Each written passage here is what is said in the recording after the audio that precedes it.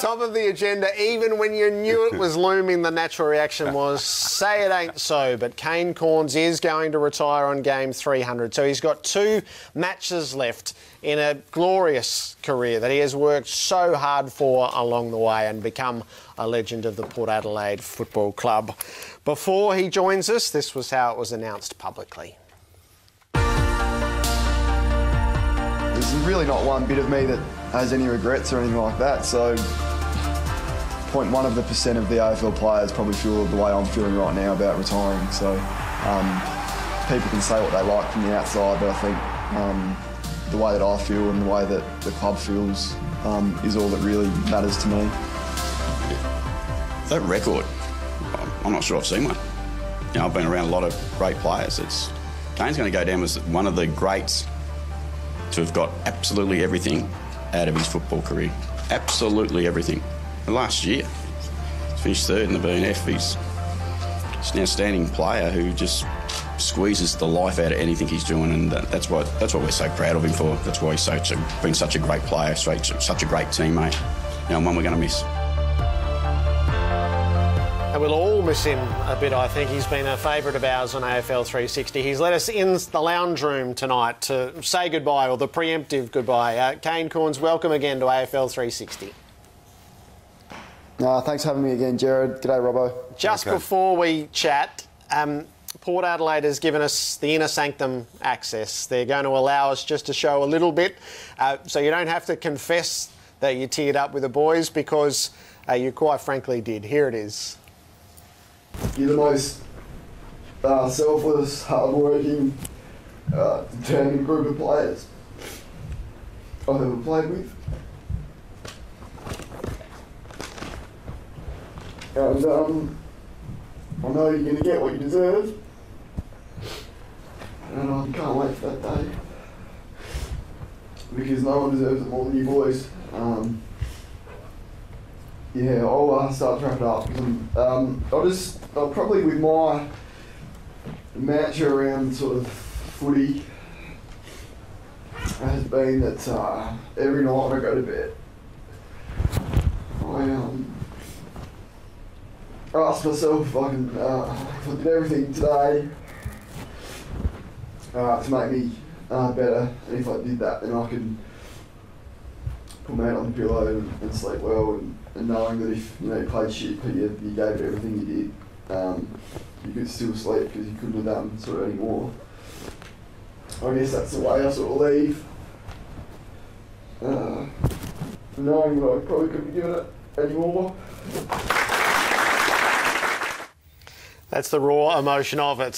Kane, when you woke up this morning and you knew that the day would follow this course, what did it look like in your mind, and has it been like that throughout the course of the day? Yeah, I probably didn't sleep too well last night. As you can tell, it's pretty hard to listen to that. I wasn't sure about releasing that footage, but I thought it gives a pretty good insight into what footy's meant to me for a long period of time, and allows our fans and I guess people that love footy, when you put so much into something and you walk into the club as a 17-year-old and walk out 15 years later with 3 kids and a wife and some amazing teammates and amazing memories.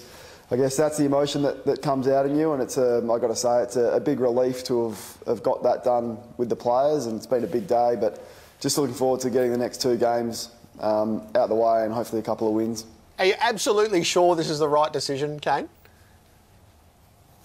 100%, Jared. As I said in the audio that you played in the lead up to this, I feel so comfortable and so satisfied. There's not one bit of me that is regretting the decision. It's one that I've thought long and hard about for probably the last 3 or 4 weeks, and I've just got to say how supportive the club's been. Ken Hinkley, throughout this whole process, has just made it so easy for me. I don't think my form's been to the level that it needs to be, and certainly probably can't sustain it for the rest of the season. So that probably made it a lot easier. If I was killing it and looked like I could play for another 1 or 2 years, then certainly would have been a lot harder. But the fact that I'm probably battling out there a little bit, and we've got probably 2 or 3 guys that can come in and really confident can take my spot and move the club forward, it made the whole transition really easy, and I'm really excited about what lies next for me. Kane, would you have retired if you didn't play in the 2004 Premiership team? Good question, Robbo. I didn't think about that. So I'm a hard one to answer. For us to even get there, though, as a club, we've got so much work to do. We're 3-3 at the moment. A lot of what ifs around that question. There's no guarantees I'd even be good enough to be in the side later in the year. So that's the discussions that we've had. Now, hopefully the boys get there and go all the way, and I'll be clapping on the sidelines, and sure, it'll be difficult to watch, hoping that you're out there and wishing that you might have been out there, but that's a fair way off, and a lot of unanswered questions before we even probably get to that point. Started at 17. Did you make your debut around 17, 18? And when did you realise that you could play at the highest level and play at a high level? Probably wasn't until, look, to be honest, I still have questions about that, and I've probably been a player that's lived on a bit of fear. First thing I think about before a game is how many possessions is my opposition player going to get on me today. It's an interesting feeling. You go out there sort of hoping to do well. I've never been one that's been overly confident in my ability, but I've had a fierce determination to get the job done and to make something out of my career. When did I realise I could do it? Probably wasn't until my fourth or fifth year, and I played in a premiership in my fourth year and All-Australian in my fifth, so it was probably around that time that I realised I might be able to make something of it. And it couldn't have, it's been a lot of ups and downs along the way, but it couldn't have worked out any better for me. I'm just so proud to have played for one club and what I've done. Can you tell me or tell us your mentality of being a tagger? It's almost a game within a game. You get your one man and you deal with him, and the game you're in and out of the game. You always contribute. What's the mentality that you have to be what you did? I think it's all consuming, Robbo. Like I said to the boys today, I'm actually going to miss waking up in the middle of the night and thinking about Sam Mitchell, at 2 o'clock in the morning and how I'm going to beat him. Or the first thing that I think about when I wake up in the morning is, how am I going to beat Andrew Gaff or Dan Hanbury on the weekend, or Chris Judd or Simon Black, the players that I've been lucky enough to play on, some of the best of all time. So I don't know how I'm going to handle not having that, towards, when I finish playing footy, but the mental and physical battle is enormous, and I'm probably someone that's takes it to another level there. It's consumed my whole life, and I'm not quite sure how I'm going to fill that void when I do retire. Last one from me. I was reading all the tweets today, people congratulating you, Kane, and there was a terrific tweet from Andrew McLeod, and it really touched you, didn't it? It did, yeah. I played on him so many times, and I got to know Andrew in the 2008. We had that tribute match where the All-Stars played the Big V, and spent a bit of time with him and Rachel and his wife, and just really got to know him. I obviously looked up to him so much, even though I tried to beat the hell out of him when I played on him. But I think I've got a pretty good sort of connection and relationship with him. And every time I bump into him, just love talking footy and doing that.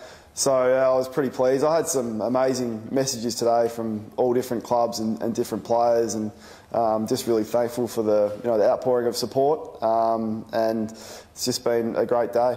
At the start of the season, or coming into the season, Kane, did you think there was a chance that you wouldn't see the journey through in 2015? Kenny and I spoke about that. I was really confident going into the season because my form last year was good, and we obviously one kick away from playing in the grand final, so probably would have been crazy not to go on and have one last crack at it.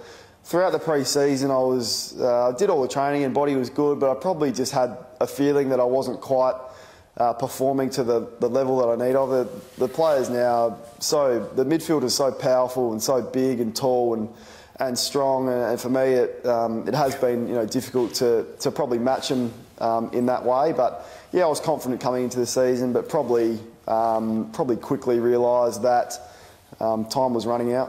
What was the first thing that went, Kane? What was it? Speed, fitness? What was it?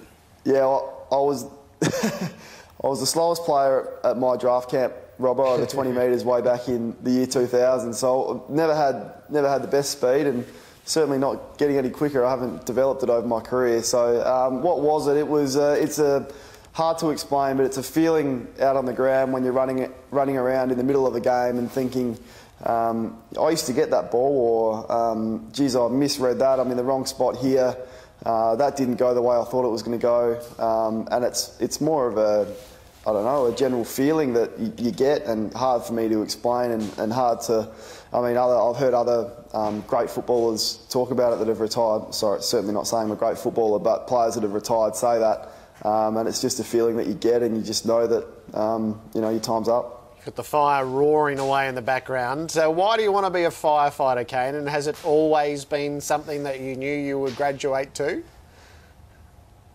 Yeah, well, it's always certainly been a massive interest of mine. Why do I want to do it? I think it's probably the closest thing that, you know, comes to playing footy. I think we've got the best job in the world, but to be able to still work in that team environment with that camaraderie, to be able to work in the community and still be able to help people, and you know, I think it really suits my lifestyle. So that was the appeal to it. I'm really excited about it and looking forward to the challenge of it and sinking the teeth into it. So looking forward to what's next for myself and my family. Just before we go, Kane, congratulations, because sometimes run with players or taggers can play a dirty game, and I don't think you were ever a dirty player.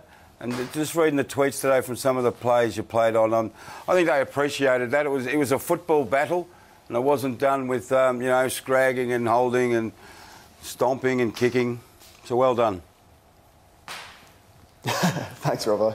So there is, I'm reluctant to raise this, but Sunday is game 299, and this is all set up because the footy club is desperate for you to play 300. There is no margin for error here. Will you hold your breath a little bit during Sunday that everything holds together? Oh, a little bit, yeah. I probably don't want to think about it too much, Jared, but I'll just pretty much looking forward to getting all the media stuff out the way today. It's been a big day, and going back to doing what I love and sort of enjoying every bit of it. And it'll be my last away trip with the players, so just try not to worry too much and try and soak it up. You know, I've got a lot of people to get around and thank and spend some time with, so that's my focus, and not too worried about getting injured and stuff like that. So just to enjoy it and soak it up. Enjoy it indeed. We'll say you're a great player. Well done. Thanks, guys. Kane Cornes with us on AFL 360. He's a fraction too hard on himself. Yeah, a little bit. But he's got another career and it has to be now, as it's hard to get into the fire brigade. And yeah, the timing is actually geared around that. He was a great player. You can't play 300 games and not be a great player. It's as simple as that. He's going to get Rockliff maybe, and then maybe Cochin for one last hurrah. So Trent Cochin is going to get Kane Cornes for his final game.